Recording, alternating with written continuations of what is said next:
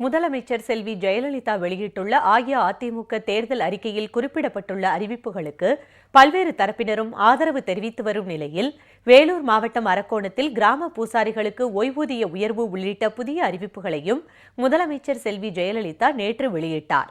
இந்த புதிய அறிவிப்புகள் மேலும் தமிழக மக்களை உற்சாகத்தில் ஆழ்த்தியுள்ளது.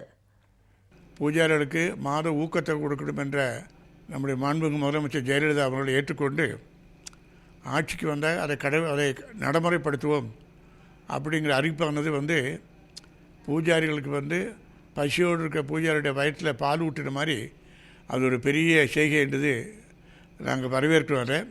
இந்த சலுகைகள் மூலமாக வரக்கூடிய தேர்தலில் 6 லட்சம் பூஜாரிகளும் அவங்களுடைய குடும்பத்தை சார்ந்தவர்களுக்கும் பெருமளவுக்கு அம்மாவுக்கு ஆதரவு கொடுத்து பெரிய வெற்றி பெறுவதற்கு உறுதுணையாக இருப்பாங்க.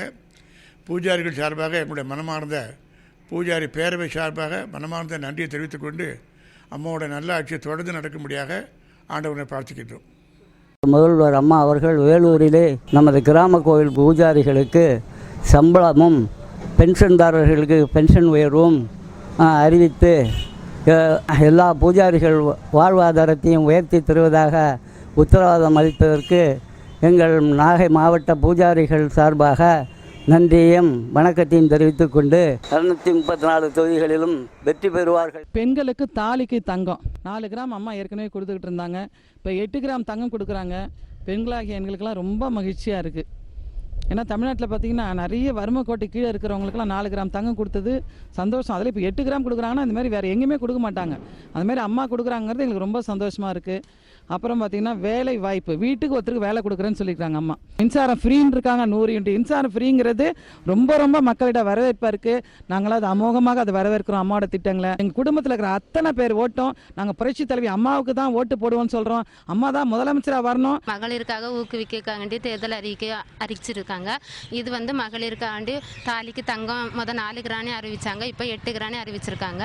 அதுக்கப்புறம் பெண்களுக்காக ஆட்டோவுக்கு ட்ரைனிங் தந்து ஆட்டோ ஓட்டதுக்கு 50% தள்ளுபடி இது பண்ணியிருக்காங்க. அதுக்கப்புறம் பிள்ளைகளுக்கு படிப்பு கடனுக்காக வேண்டி அந்த லோன் வாங்கின கடன் தள்ளுபடி பண்ணி தந்திருக்காங்க. அதையும் தரேன்னு சொல்லி வாக்குறுதி கொடுத்துருக்காங்க.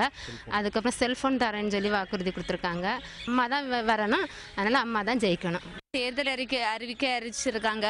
பெண்களுக்காக நிறைய நலத்திட்டங்களை ஏற்படுத்தியிருக்காங்க. அம்மா விவசாய கடனை தள்ளுபடி பண்ணியிருக்காங்க. பிள்ளைங்களுக்கு கல்வி கடனை தள்ளுபடி பண்ணியிருக்காங்க. பெண்களுக்கு ஆட்டோ பயிற்சி தந்து ஆட்டோ ஓட்டோவுக்கு மானியம் தந்து பெண்களுக்கு பொருளாதாரத்திலையும் சமூகத்திலையும் உயரணுங்கிறதுக்காக நல்ல வழி செய்திருக்காங்க. நிறைய திட்டங்களை அறிவிச்சிருக்காங்க. இன்னும் அம்மா தான் ஆட்சிக்கு வருவாங்க.